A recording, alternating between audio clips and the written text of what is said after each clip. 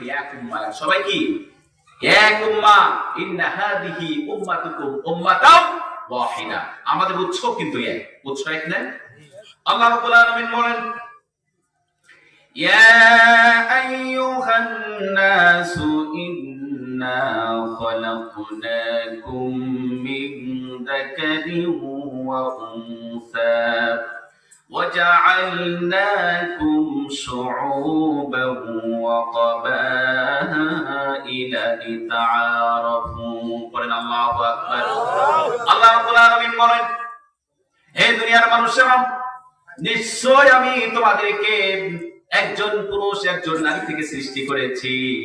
এরপর আমি তোমাদেরকে বিভিন্ন গোত্রে বিভক্ত করে দিয়েছি, যাতে করে তোমরা একে অপরের সাথে পরিচিতি লাভ করতে পারো। প্রিয় ভাইরা, আমাদের আদি পিতার নাম কি? একটা আওয়াজ দিবেন, কিন্তু আদি পিতার নাম কি? আমাদের আদি মাতার নাম কি?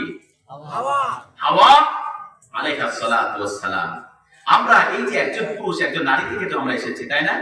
তাহলে আপনি দেখবেন আমরা সবাই কি, আমরা সবাই কিন্তু, আপনি পরিচয় খোঁজেন, আমরা কিন্তু আত্মীয় হয়ে যাব না ভাই? কথা বলেন। তাহলে কেন আমরা সামান্য কারণে আমাদের মধ্যে কেন গলাগলি, আমাদের মধ্যে কেন শত্রুতা, আমরা কেন সামান্য কারণে নিজেদের মধ্যে বিভেদ তৈরি করি? প্রিয় ভাইরা, আমাদের মধ্যে যে কোনো ধরনের ষড়যন্ত্র রুখে দেওয়ার জন্য, ইসলামের বিরুদ্ধে, কোরআনের বিরুদ্ধে, দেশের বিরুদ্ধে যে কোনো ষড়যন্ত্র রুখে দেওয়ার জন্য আমাদের মধ্যে ঐক্যবদ্ধ প্রচেষ্টার বিকল্প নাই। আছে কি? কথা বলেন। আমরা সবাই ঐক্যবদ্ধ হতে চাই, সংঘবদ্ধ হতে চাই, ঠিক কিনা? কথা বলেন। রাজি আছি সবাই? সবাই রাজি আছি? আমরা কি পারবো আমাদের মধ্যে শত্রুতা যে প্রাচীর রয়েছে এই প্রাচীর ভাঙতে? কথা বলেন, পারবো? আমরা চাই ইসলামের সৌন্দর্য পরিবারে, সমাজে, দেশে সব জায়গায় প্রতিষ্ঠা করতে রাজি আছি আমরা। আওয়াজ দেবেন, রাজি আছি আমরা রাজাপুরবাসী? আল্লাহ তাআলা কবুল করুন, পড়েন আমিন। প্রিয় ভাইরা, আমি আজকে একটি বিষয়ের উপর, সাবজেক্টের উপর আলোচনা করতে চাই। সেই সাবজেক্টটি হচ্ছে দ্বীন প্রতিষ্ঠার আন্দোলন করা মুসলমানদের উপর ফরজ ইবাদত। আমার সাবজেক্ট কি বুঝতে পেরেছেন আপনারা? দ্বীন প্রতিষ্ঠার আন্দোলন করা মুসলমানদের জন্য ফরজ ইবাদত। আল্লাহ রাব্বুল আলামিন বলেন, শারআ লাকুম মিনাদ-দীনি মা ওয়াসসা বিহি নূহান ওয়াল্লাযী আওহাইনা ইলাইকা ওয়া মা ওয়াসাইনা বিহি إبراهيم وموسى وعيسى أن أقيموا الدين ولا تتفرقوا فيه আওয়াজ দিয়ে পড়েন আল্লাহু আকবার। আল্লাহ তাআলা বলেন আকিমুদ্দিন, আকিমুদ্দিন, establish the religion, ওয়ালা তাতাফাররাকু ফিহি, and don't be divided therein। আল্লাহ তাআলা বলেন তোমরা দ্বীন প্রতিষ্ঠা করো আর পরস্পর তোমরা দ্বীনের মধ্যে পরস্পর বিচ্ছিন্ন হয়েও না। এটি কার কথা? প্রিয় ভাইরা, আল্লাহর কথাগুলি আমরা আওয়াজ দিয়ে সাক্ষ্য দেব, ঠিক আছে? আমরা আওয়াজ দিয়ে সাক্ষ্য দেব, পারবো তো আমরা সবাই? এটি কার কথা? আল্লাহ তাআলার কথা। আল্লাহ তাআলা কি বলছেন? তোমরা আমার দ্বীনকে প্রতিষ্ঠা করো। আমরা অনেকে আছি সাধারণ মানুষ, গ্রাম্য পরিবেশের ভিতরে হচ্ছে, তাই না? গ্রামের মানুষ আমরা কিন্তু অনেকে জানি না দ্বীন প্রতিষ্ঠা করা কি, দ্বীন প্রতিষ্ঠা কি। আমরা কি অনেকে বুঝি? কথা বলেন, বুঝি? আমরা বুঝি না, কিন্তু এই কথাটি আমরা বুঝি যে কোরআন দিয়ে সমাজ, রাষ্ট্র, পার্লামেন্ট পরিচালনার ব্যবস্থা করার নাম হচ্ছে দ্বীন প্রতিষ্ঠা করা। কথা বুঝতেছেন? এবার কি আমরা বুঝতে পেরেছি সবাই? প্রিয় ভাইরা, দ্বীন প্রতিষ্ঠার এই আন্দোলন করা এটি হচ্ছে ফরজ ইবাদত।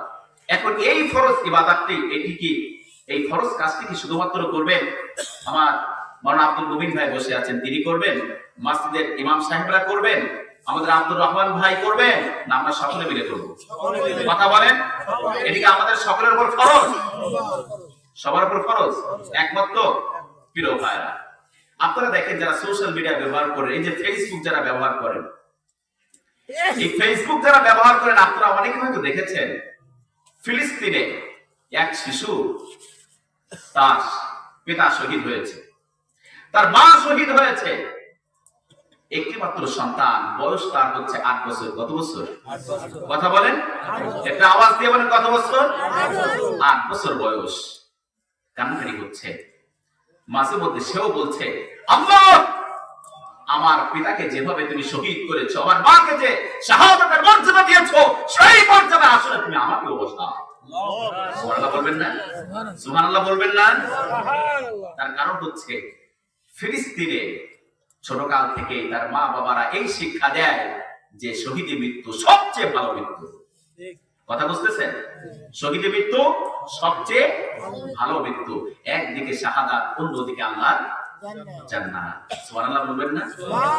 8 বছর বয়সের একটি বাচ্চা, সে বলছে আমিও শহীদ হতে চাই, আমার পিতা মারা গিয়েছে, আমার মা শহীদ হয়েছে, আমার মনে কোনো কষ্ট নাই, বরং আমি যদি জীবিত থাকি সারা জীবন গর্ব করব আমি হচ্ছে একজন শহীদের সন্তান। কথা বুঝতেছে? আমার মা বাবা শাহাদাত বরণ করেছে, আমি সেই গর্বিত সন্তান। সুবহানাল্লাহ বলবেন না? সুবহানাল্লাহ বিহামদি। দিন প্রতিষ্ঠার গুরুত্ব সম্পর্কে ছোটকাল থেকে তাদেরকে শিক্ষা দেওয়া হয়, মা বাবা এইভাবেই তাদেরকে গড়ে তোলে। কথা বুঝতেছেন? অথচ আমরা, আমাদের বয়স অনেক হয়ে গিয়েছে, আমরা আজও বুঝি না দিন প্রতিষ্ঠা সেটি কি। আমরা বুঝি? কথা বলেন, আমরা বুঝি না। প্রিয় ভাইরা, তাহলে আমি কি বললাম? দিন প্রতিষ্ঠার কাজ করে এটি কি? কোন ধরনের ইবাদত? এটি ফরজ ইবাদত। আমি তাফসিরে মুনিরের মধ্যে দেখেছি, তাফসিরে মুনির, এটা নাম মনে রাখবেন সবাই, তাফসিরে মুনিরের মধ্যে দেখেছি, সেখানে বলা হয়েছে যে নামাজ ফরজ হওয়ার আগে দিন প্রতিষ্ঠার কাজ করা ফরজ হয়ে যায়। কথা বলছেন? নামাজ ফরজ হয় কত বছর বয়সে? এই শিক্ষার্থীরা একটু জোরে আওয়াজ দাও, নামাজ ফরজ হয় কত বছর বয়সে? কত বছর? 7 বছর। 7 বছর বয়সে? 7 বছর বয়সে তাকিদ দিতে হয়, তাই না? 12 বছর বয়সে নামাজ ফরজ হয়, কিন্তু দিন প্রতিষ্ঠার কাজ এটি ফরজ হয় তার আগেও। তাফসীরের মধ্যে লেখা হয়েছে যে যখন একটি বাচ্চা ভালোভাবেই বুঝতে শেখে, চলাফেরা করতে শেখে, মোটামুটি লাঠি ব্যবহার করতে পারে, সে ভালোভাবেই চলতে পারে, তখন থেকে তার উপর দিন প্রতিষ্ঠার কাজ করা ফরজ ইবাদত। এটি অনেকে কিন্তু আমরা জানি, জানেন ঠিকই, ফিলিস্তিনের মানুষ কিন্তু এটি জানে। কথা বুঝতেছেন? তাহলে তাদের থেকে আমাদের ঈমান শক্তিশালী না দুর্বল? এটা আওয়াজ দিয়ে বলে, শক্তিশালী না দুর্বল? আমাদের ঈমানটা কিন্তু তাদের চেয়ে দুর্বল। আমরা শহীদের মৃত্যুর কথা শুনলেই তো মনে করেন আমাদের হার্টবিট বেড়ে যায়, বেড়ে যায় না ভাই? কথা বলেন, শহীদ মৃত্যুর কথা শুনলে আমাদের হার্টবিট বেড়ে যায়। হাই রে, ওইখানে আর যাবো না, ওই রাজপথে গেলেই আমাদের উপর আমাদেরকে পিটাবে, আমাদেরকে পুলিশ ধরে নিয়ে জেলখানার মধ্যে ঢোকাবে, ওই জায়গায় আমরা নাই। ঠিক কিনা কথা বলেন? ওই জায়গায় আমরা নাই। প্রিয় ভাইরা, দিন প্রতিষ্ঠার কাজ করা এটি হচ্ছে আমাদের সকলের উপর ফরজ দায়িত্ব। আমার ভাইরা, এই দিন প্রতিষ্ঠার মহান দায়িত্ব নিয়ে আল্লাহ রাব্বুল আলামিন তার প্রিয় হাবিবকে এই পৃথিবীতে পাঠিয়েছেন।